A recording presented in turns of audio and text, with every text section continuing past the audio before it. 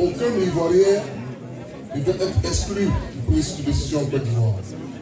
Et ensuite, vous avez dit, vous n'avez pas quitté le pays de gaieté de cœur. Excusez-moi. Or, monsieur le ministre, aujourd'hui, il se trouve que dans les conditions d'éligibilité en Côte d'Ivoire pour être président, il y a une condition qui exige que le candidat ait vécu 5 ans en Côte d'Ivoire et qui en plus ait cumulé 10 ans de séjour à faire de vie en Côte d'Ivoire.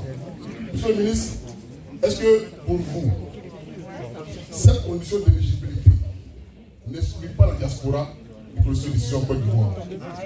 Est-ce que pour vous, la diaspora ivoirienne peut valablement, est-ce qu'un homme de la diaspora peut valablement être légitime du président de la Côte d'Ivoire, ou bien est-ce que pour vous aussi, on est légitime pour contribuer au PIB?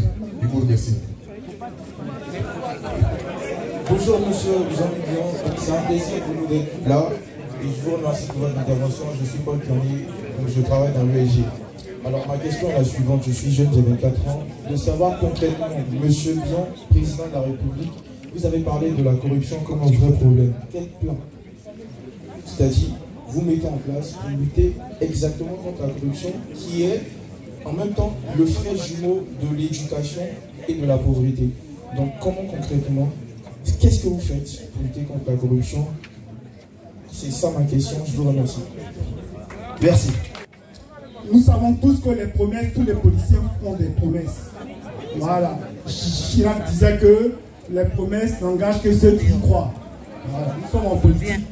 Monsieur le ministre, concrètement, vous savez très bien que la France-Afrique vous empêche de dérouler vos programmes.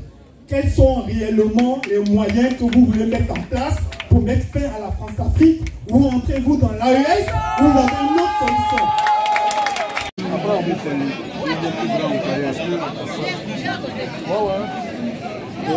Merci à tous. Merci pour la sincérité de vos propos, de vos questions à chaque fois. Sur la question du 4e mandat, alors, on m'a posé la question, je crois hier, quand j'étais sur le plateau de RFI, et j'ai dit, c'est pas la peine qu'on perde notre temps à débattre là-dessus. Nous étions contre le 3e mandat, on l'a dit. Le 3e mandat, c'est fait, il est consommé, et on continue. Si on rentre encore dans le débat, on va perdre notre temps et trouver quand même le monsieur candidat devant nous. Donc, autant se préparer à l'affronter. Ce n'est pas la peine de tergiverser. Maintenant, parce qu'ils sont partis du fait que c'est une autre république et ils sont au 2e mandat de la nouvelle république en question. Malgré toutes les promesses qui ont été faites avant, ils ont piétiné les promesses. Comme vous avez dit vous-même, les promesses n'engagent que ceux qui les écoutent. Nous, on avait écouté, on a cru, croyez en Dieu, ne croyez pas aux propos des politiciens en dehors de moi.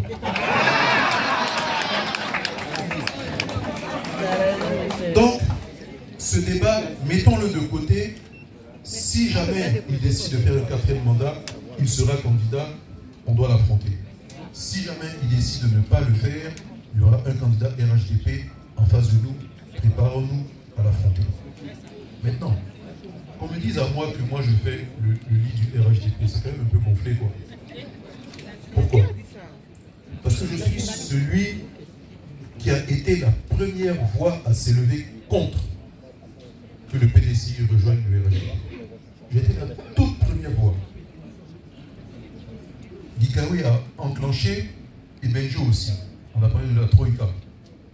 Mais celui qui a fait le discours à Yamoussoukro devant tous ceux qui sont en train de bavarder aujourd'hui, qui ont trouvé un PDCI en forme, si je puis dire, c'est grâce à nous. Et c'était contre le RHDP. Alors on ressort les vidéos où Kandia m'insulte, Bitogo, ça c'est bien les vidéos. C'était à ce moment-là. Et pour ça, on m'a mis contrôle fiscaux sur contrôle fiscaux. Pour pouvoir tuer l'entreprise en disant ouais, on va le calmer. Et j'ai résisté. Je suis encore là. Je suis encore beaucoup de monde. Kaoué a payé un lourd tribut, il s'est retrouvé en prison. Moi, c'était à 10 minutes près. J'ai eu la chance de manger avant d'aller chez le président Bédier et de vouloir finir mon repas. Mais si j'avais décidé ce jour-là de ne pas manger et d'aller directement chez lui, je me retrouve à la vague avec les autres. Parce que quand ils ont fait le blocus, ils sont retrouvés en prison. Donc, dire que nous on fait du RHDP, c'est beaucoup d'ingratitude. Parce qu'il n'y a pas les propositions que nous n'avons pas eues à l'époque. Combien ont quitté pour dire non, nous on rejoint. Il y a plein de gens qui ont arrêté les contrôles, qui sont arrêtés, qui ont arrêté le combat et qui ont rejoint le RHDP. Moi jamais. Pourtant, je viens du Nord et je vous ai dit qu'il y a beaucoup trop de tribalisme dans la politique ivoirienne. Ils sont tout autour de moi, ils sont tous RHDP. J'ai été le seul à avoir battu le RHDP pour parler militairement au-dessus du 8e parallèle, au-dessus de Boaké. Le seul, il n'y en a pas deux. Tous les autres ont été battus. Donc, non.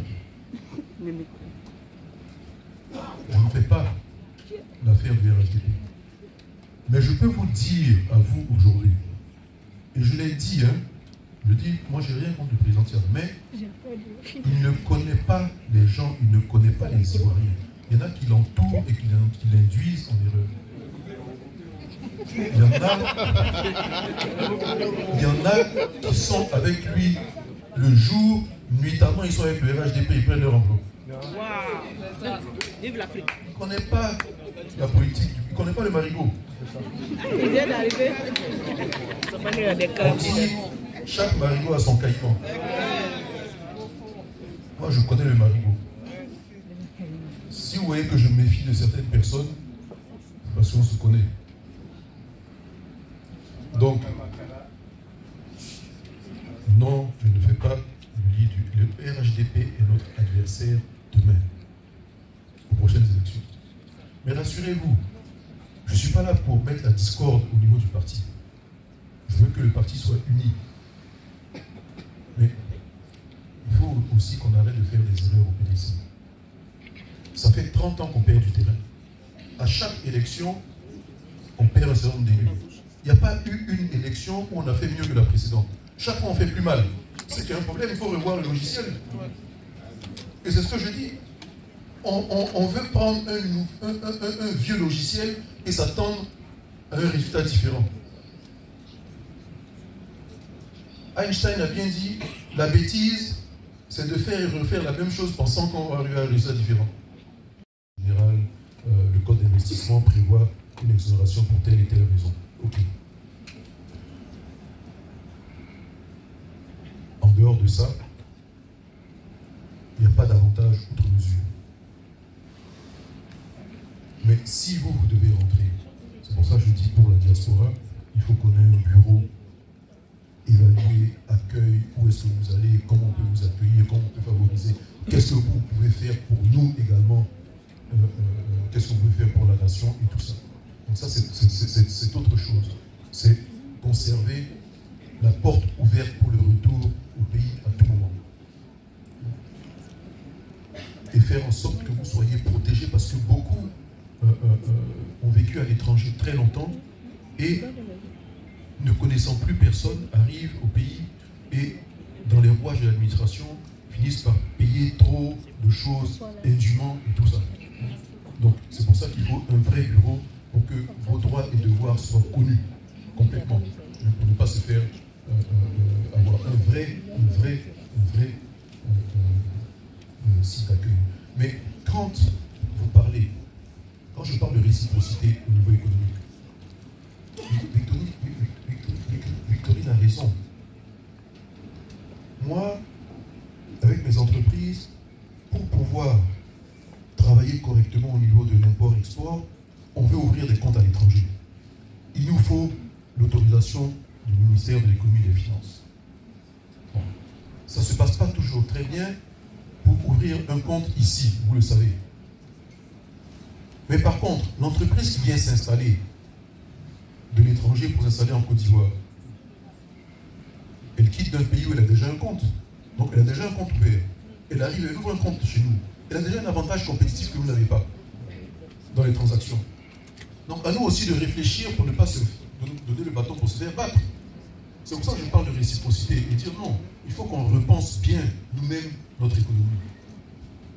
Et ça, quand on arrive à la question du franc CFA, même si ça va évoluer demain en écho, on avait le problème. On veut des transactions en dollars ou en euros, on a nos comptes en CFA. Il faut pouvoir ouvrir un compte en Belgique. Il y a toutes ces choses-là pour rendre notre économie plus fluide, plus adaptée aux réalités mondiales. Et ça, c'est des choses que facilement on peut mettre en place. Je peux revenir sur la dette. Quand je disais qu'on peut faire face à la dette, j'ai la ferme intention de faire voter une loi prudentielle. C'est-à-dire que le pays ne peut pas s'endetter au-delà d'un certain pourcentage. On s'arrête à ce niveau-là et on gère. C'est une exigence prudentielle. On sait qu'on a un taux qu'on ne peut pas dépasser et c'est légal. Point. Sinon, le dirigeant qui est là va endetter et celui qui vient après aura tout le portefeuille du monde. Donc, et ça, il faut qu'on soit d'accord dessus pour dire voilà la limite d'endettement que le pays peut supporter et si vous avez atteint ça, gérez le pays et puis partez. Le président du candidat, ça c'est déjà un gros changement. Qu'il y ait une équipe dirigeante qui choisit des candidats qui sont des champions qui peuvent aller gagner. Comme ça, vous n'êtes pas juge et parti à la fois. Il faut pouvoir gérer le parti, la préoccupation des militants et tous les enjeux au quotidien. C'est quelque chose de lourd déjà. Mais si vous avez cette préoccupation-là, vous allez où battre sur le terrain électoral, bon, vous partez fragilisé. C'était ça qui avait été dit. J'espère que on sera compris. Maintenant, par rapport aux enlèvements, je dis il y a beaucoup d'injustice. Encore une fois, vous avez la corruption. Encore une fois, qu'est-ce que vous pouvez attendre quand il y en a qui ont payé pour être ceux qu'ils sont? Peut-être même que c'est parmi eux que les kidnappeurs sont. Non, vous ne savez rien, on en a attrapé qui étaient là dans les braquages. Donc bon, ça c'est la partie visible. Mais la corruption en général, il faut la combattre. On m'a posé la question de comment vous allez la combattre. Napoléon disait, tout l'art de la police, c'est de sanctionner durement afin que ça ne se reproduise pas. Voilà, c'est tout. Il faut sanctionner. Et croyez-moi, avec quelques exemples, ça va s'arrêter. C'est très simple. Moi, j'ai été maire de Dabakala.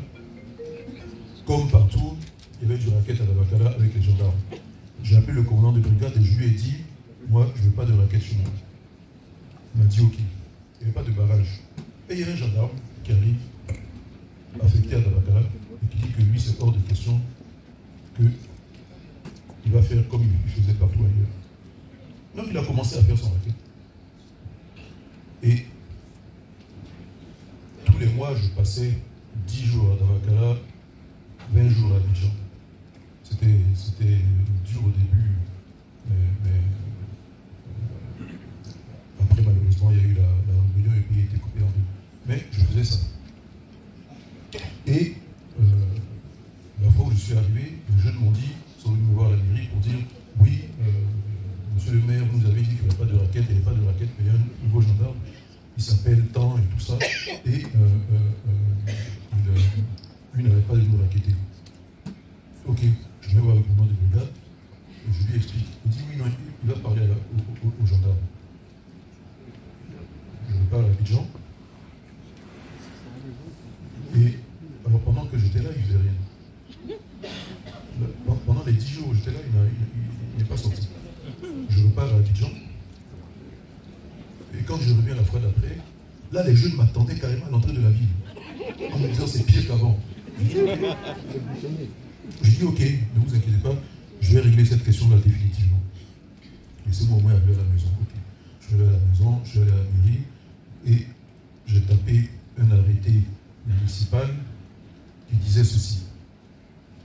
Le sieur tant, matricule tant, gendarme à Tabakala ayant été affecté pour assurer la sécurité des biens et des personnes, ne s'adonnant plus, ne respectant plus la mission qui lui a été confiée, ne s'adonnant aux raquettes, n'est plus considéré comme gendarme ici à Tabakala. Je vous demande de ne pas respecter son autorité.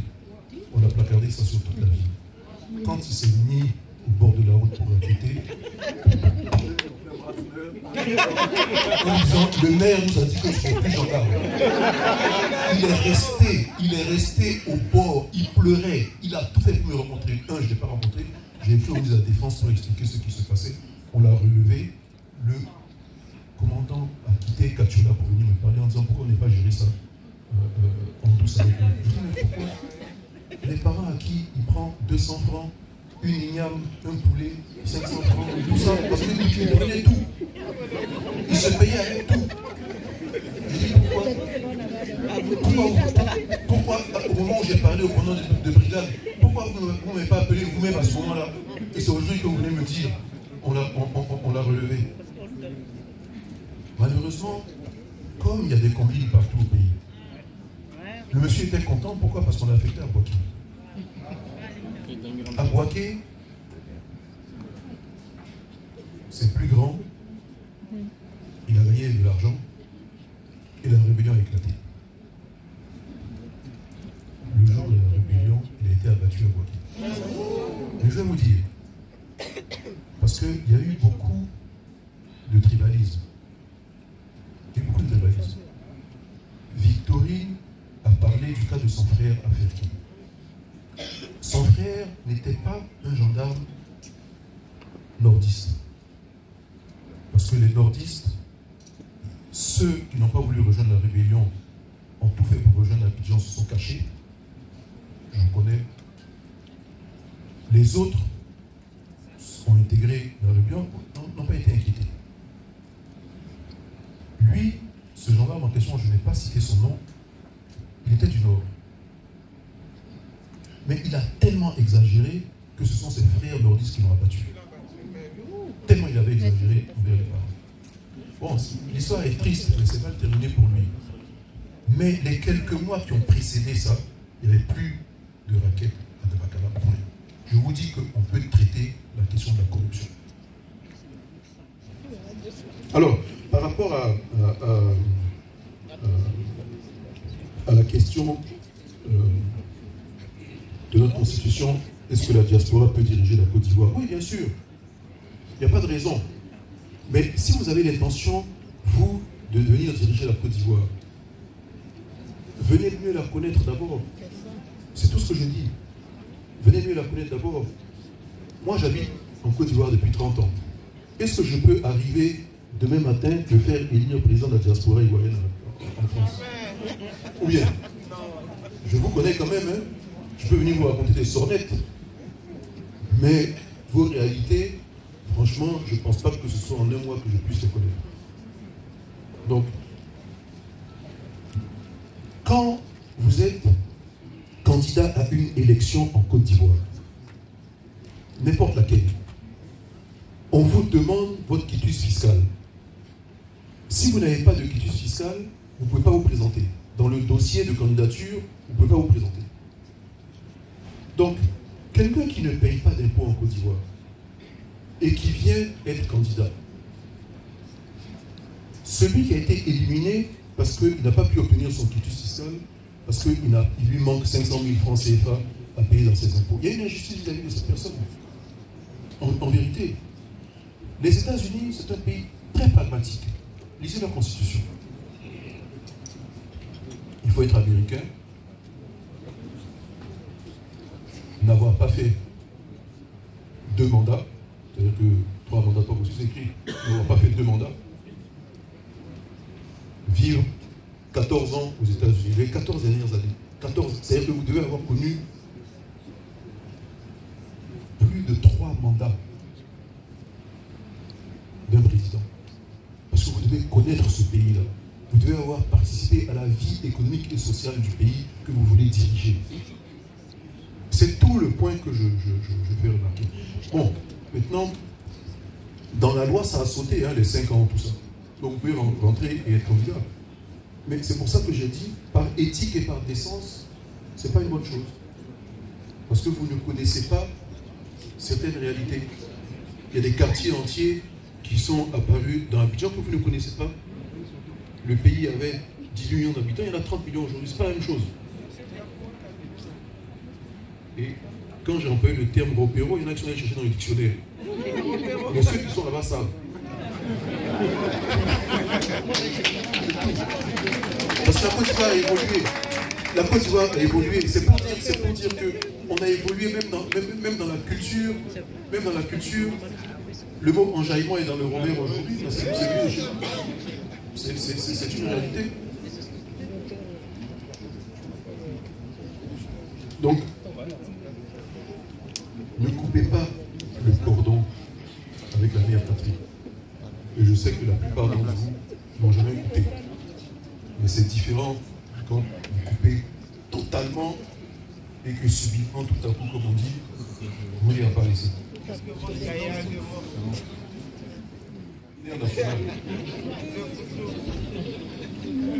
Très apprécié en Europe.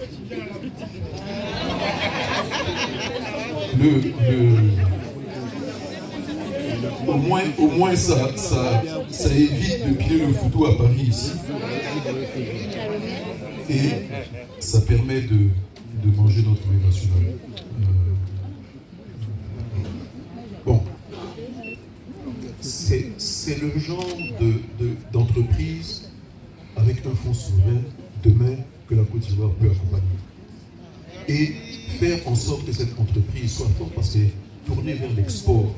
Ça s'adresse plus à des Ivoiriens à l'extérieur que ceux qui sont restés localement, sauf si vous vivez en appartement. Ça va l'être aussi demain, parce qu'on devient un pays beaucoup plus urbain que rural.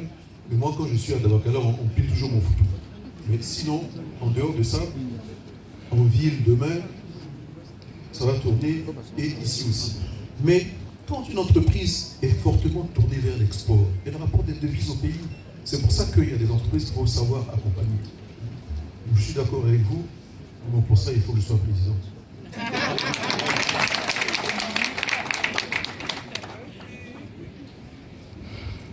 Vous savez, moi je suis pour que on paye moins d'impôts, mais que tout le monde paye. Si on a favorisé les véhicules d'occasion en Côte d'Ivoire, c'est parce que le pouvoir d'achat n'est pas suffisamment fort et les gens se rabattent sur un véhicule d'occasion. On a limité à 5 ans parce qu'autrefois, avant la limitation, la moyenne d'âge des véhicules importés était de 15 ans. Donc toutes les épaves d'Europe débarquaient en Côte d'Ivoire. Il faut se considérer la vérité. Le véhicule brûle au bord de l'autoroute et tout ça, c'est qu'on les appelait France au revoir. Et ce sont des véhicules qui venaient faire leur fin de vie en Côte d'Ivoire. Bon, il fallait mettre un terme à ça. Mais même dire, ok, le véhicule doit être limité à 5 ans, on peut mettre 3 ans, on peut mettre 1 an, non. Si vous rentrez, vous vivez à l'étranger, vous rentrez au pays, quel que soit l'âge de votre véhicule, on peut vous laisser rentrer avec votre véhicule. Ça, c'est bon. Mais c'est dans le cadre d'un déménagement, d'un retour au pays. C'est pas pareil. Mais dire que vous allez organiser une entreprise d'export de France au revoir de 5, 10, 15, 20 ans, non. Ça, je ne veux pas. Ce que je voudrais, c'est faire en sorte que le véhicule neuf soit plus accessible aux Ivoiriens. Et que vous ne soyez pas assis devant votre poste de télé en train de voir la publicité d'un véhicule vendu en Europe à tant de milliers d'euros et qui coûte 2 à 3 fois plus cher à Abidjan, tout simplement parce qu'on a une fiscalité qui est excessive sur le véhicule. C'est tout.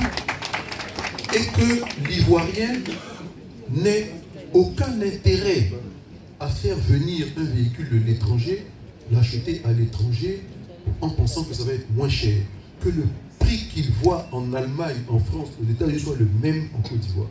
La fiscalité ivoirienne se contente de ce qu'elle peut prendre comme partout ailleurs. Comme ça, le cadre qui commence en Côte d'Ivoire, il sait qu'il a la même opportunité à Abidjan que celui qui est à l'extérieur. C'est tout aussi simple que ça. Pourquoi voulez-vous qu'on ait une fiscalité qui est aussi pénalisante? Et quand on regarde la performance d'un secteur routier, on regarde la moyenne d'âge des véhicules. Vous pouvez avoir la pyramide des âges des véhicules qui circulent aux États-Unis ou en Europe et on va vous dire la ville la plus performante parce qu'elle a la moyenne d'âge des véhicules les moins élevés. Aux États-Unis, c'est Miami. Voilà. Moyenne d'âge 3 ans. Vous allez dans une autre ville à Milwaukee, c'est moyenne d'âge 5 ou 6 ans. C'est comme ça. Et plus les véhicules sont jeunes et plus ils sont performants. Mais regardez les épaves qui tournent chez nous, et je ne vous parle même pas des camions, parce que vous parlez des véhicules, mais il y a les camions. Et les camions, des poids lourds comme ça, qui sont là pour favoriser la fluidité des transferts des marchandises. Quand vous vous retrouvez avec des véhicules qui ne tiennent plus la route, tout revient plus cher. Et c'est vous, les consommateurs, qui payez pour ça. Donc, pour les prix, tous les prix, ce n'est pas que les véhicules. Lorsque l'on ne fabrique pas au pays, il faut faire en sorte que ce soit accessible pour les Ivoiriens. Mais nous, on veut 10 ans. On veut 10 ans, véhicule de 10 ans. Tu n'auras pas 10 ans. Ah. Si tu rentres avec ton véhicule, il n'y a pas de problème. Tu déménages. Pas d'âge pour rentrer. C'est ton véhicule à toi. Tu rentres avec, c'est ton déménagement. C'est comme si sinon je vais dire aussi, tes habits sont trop vieux. Non. Donc tu rentres avec tout ce que tu possèdes, tu rentres au pays, il n'y a pas de problème. Maintenant, je veux favoriser l'accès au neuf pour les Ivoiriens qui sont là. C'est tout. Et qu'il n'y ait pas de commerce. Maintenant, vous pouvez faire un commerce de tout. Rien ne vous empêche d'avoir des véhicules neufs à prix compétitif. Et les gens vont acheter. Parce qu'on se retrouve à acheter des véhicules d'occasion plus chers que le véhicule neuf. Pourquoi voulez-vous qu'on aille vers ça? C'est ça mon point. Oui, on a eu la chance d'avoir un premier président qui lui-même était un médecin. Et la Côte d'Ivoire, pendant longtemps, a eu le meilleur système de santé de toute la sous-région. La Côte d'Ivoire bénéficiait d'un tourisme médical. C'est-à-dire que vous tombez malade au Gabon, l'assurance prenait en compte votre évacuation à Abidjan d'abord. Et si Abidjan ne peut pas, on vous envoie en Europe. C'est vous dire que l'avance qu'on avait. Et malheureusement, on a perdu cette avance-là. Et c'est des choses qu'on a su faire et qu'on ne sait plus faire. Sinon, toutes les grandes pandémies, avec l'Institut d'hygiène, tout était pris en compte déjà.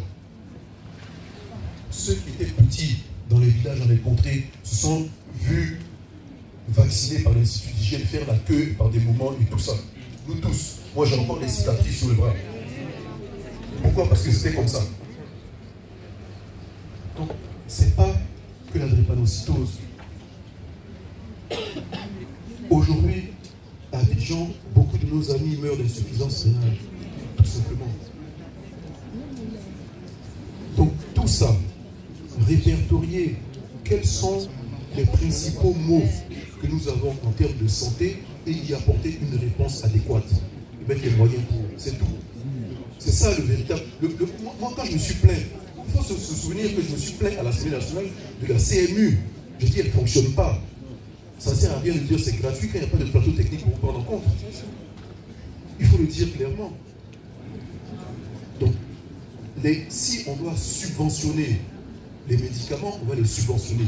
Il faut qu'on puisse développer. Et pour ça, avec toutes les exonérations qu'il faut, qu'on puisse développer l'industrie pharmaceutique locale. De sorte qu'il y ait un certain nombre de molécules qui sont déjà génériques aujourd'hui, que l'on produise nous-mêmes et qui soient accessibles tout de suite aux Ivoiriens. Et pour les autres, trop cher, que ce soit subventionné. Pourquoi je dis ça? Mais moi je le sais, combien de parents, combien d'amis vous donnent une ordonnance quand vous quittez Abidjan pour que vous achetiez ici pour partir. Et quand vous voyez un truc à 5 € ici et que vous voyez le truc à je ne sais pas combien de milliers de francs, il y a un problème. Et ce que j'ai dit sur les véhicules, je le dis sur les médicaments, pareil, qu'il n'y ait pas d'avantage.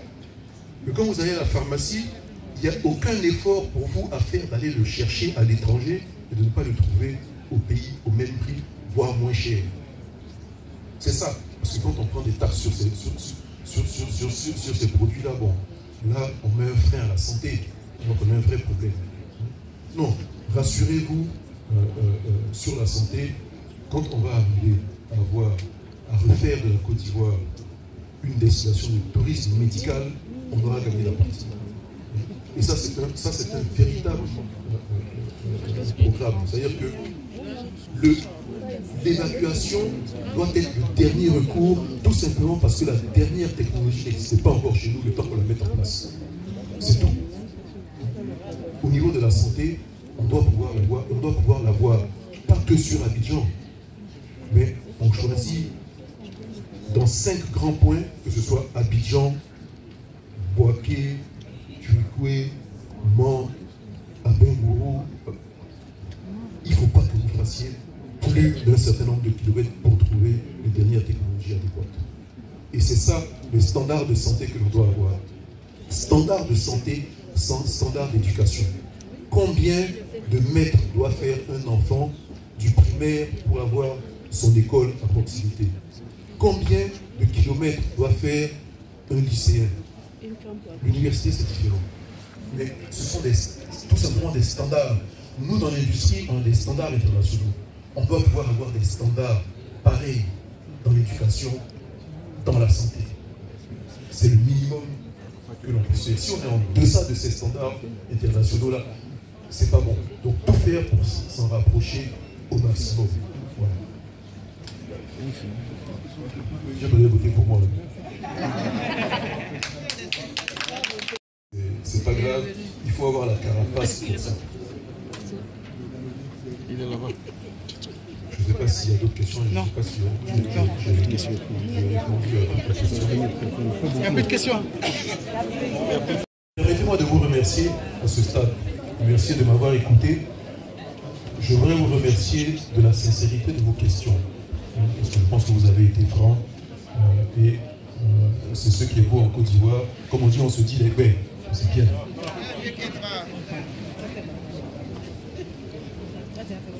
Depuis que je suis rentré au pays, j'observe autour de moi l'évolution de l'ensemble de la sous-région. À ce jour, à l'exception peut-être du Togo, je ne sais pas quel autre pays, on est le seul pays de la sous-région à n'avoir pas connu de transition démocratique réelle dans le calme, avec une vraie passation de pouvoir entre un ancien président et un nouveau. On n'a pas connu ça. Chaque fois, ça a fini en queue de poisson. Et 2025 est un rendez-vous important que on va pouvoir y arriver sans crise. Sans crise. On sait comment ça s'est passé avec le boycott en 1995. On sait comment ça s'est passé en 2000 entre Guéhi et Gbagbo. On sait comment ça s'est passé en 2010. En 2015, il n'y a pas eu d'enjeu. En 2020, on sait comment ça s'est passé. Faisons en sorte qu'en 2025, ça se passe autrement. Parce que les Ivoiriens sont prêts pour plus de justice, plus d'équité, plus de démocratie. Et ça, on doit pouvoir le vivre. Moi, j'ai été invité au Libéria, j'ai été invité au Ghana, j'ai été invité au Nigeria. Pourquoi? Parce que je suis présent dans ces pays-là économiquement. Et j'ai vu la passation, j'ai vu dans le stade la ferveur nationale où on félicite le président entrant qui prête serment et qui avance. On n'a pas vécu ça encore au Côte d'Ivoire, où vous avez l'ancien et le nouveau ensemble, main dans la main, et qui passent le flambeau. La Côte d'Ivoire doit connaître ça. Les Ivoiriens doivent connaître ça. Et ça, c'est possible. Et pour vous, pouvoir revenir dans une Côte d'Ivoire plus accueillante, plus entreprenante, plus forte économiquement, c'est possible. C'est tout le combat qui m'anime. Pourquoi? Parce que je veux voir mes enfants évoluer dans un environnement propice, une terre d'opportunité, et que eux-mêmes puissent éduquer leurs enfants dans un pays sans avoir à se dire il faut qu'on quitte le pays parce que ça devient insoutenable. Non. Tout ce que vous trouvez ici, on doit pouvoir le trouver. Vous voyez, on va beaucoup en Asie. Mais en 1965, Singapour était derrière nous. Regardez Singapour aujourd'hui. C'est possible. Mais ça passe par une meilleure gouvernance. Ça passe par plus d'équité. Ça passe par plus de justice. Ça passe par un vrai plan stratégique pour le pays. Ça passe par la préférence nationale. C'est vous qui devez pouvoir faire. On n'a pas besoin d'aller chercher une entreprise de manutention à l'extérieur pour faire un métier de bénin qu'on peut faire nous-mêmes, en toute honnêteté. On n'est pas en train de parler de découvrir la bombe atomique. Il y a des choses qu'on peut faire nous-mêmes. On n'a pas besoin d'aller chercher. Moi, quand j'étais étudiant à Montpellier, qui est-ce qui assurait la sécurité de la ville? C'est Nicolas. C'est Nicolas et qui après le fait dans plein de pays dans le monde, ramasser les ordures, ça peut s'organiser nous-mêmes chez nous et puis rémunérer les Ivoiriens. Et c'est possible. Mais pourquoi on ne le fait pas? La Côte d'Ivoire a tellement d'opportunités. On était les premiers. Et on doit revenir les premiers.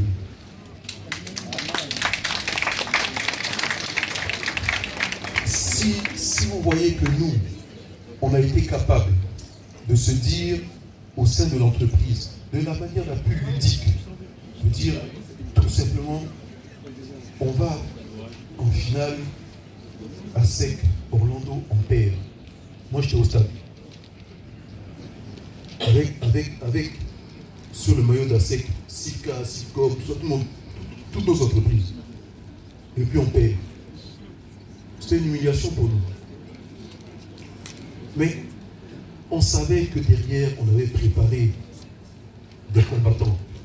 On savait que derrière, on avait formé, depuis la petite enfance, des jeunes. On les avait formés. Et ils sont arrivés.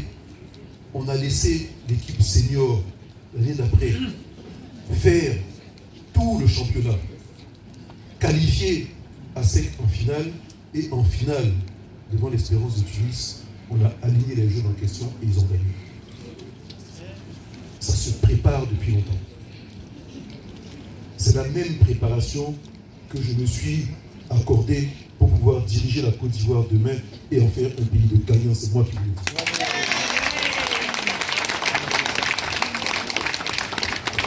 C'est comme ça qu'on se prépare.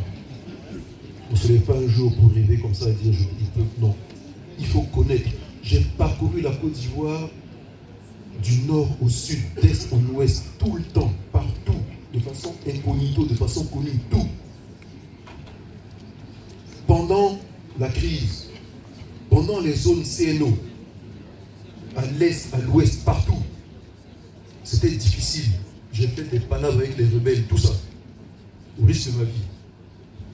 Aider les Ivoiriens, faire en sorte que l'école ne meure pas à Dawakala. Et que quand il n'y avait plus d'école, on puisse faire passer l'entrée en 6e, le BPC, tout ça, à des enfants. Parce que c'est leur avenir qui en dépendait. À aucun moment, j'ai baissé les bras. À aucun moment, je me suis dit, c'est perdu pour la Côte d'Ivoire. Bien au contraire, moi je savais qu'on allait se retrouver tous. Malgré la période CNO, malgré la crise, on m'avait posé la question. Et je dis, vous savez, moi, aujourd'hui, je suis président du CNSE, et ce que je vois, c'est en zone centre, nord et ouest, en zone royaliste, des Ivoiriens qui saluent le même drapeau et qui vibrent pour la même équipe nationale. À partir de là, on va se retrouver parce qu'il n'y a pas eu un endroit où ils ont décidé d'avoir un autre drapeau ou un autre hymne national ou une autre équipe de football. La Côte d'Ivoire est unie. Maintenant, faisons en sorte que cette union-là soit complète, comme je le dis, et pour être complète, il faut que personne, aucun de vous, aucun Ivoirien ne se sente exclu du processus de développement, de la vie économique et sociale, de la vie administrative, de la vie éducative, de la santé de la Côte d'Ivoire. Tout le monde, d'où qu'il vienne,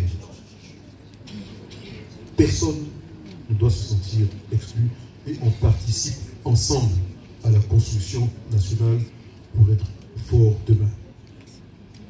C'est tout le combat que j'ai pour la Côte d'Ivoire et je sais que nous pouvons y arriver. Je sais que nous serons y arriver. Merci à tous.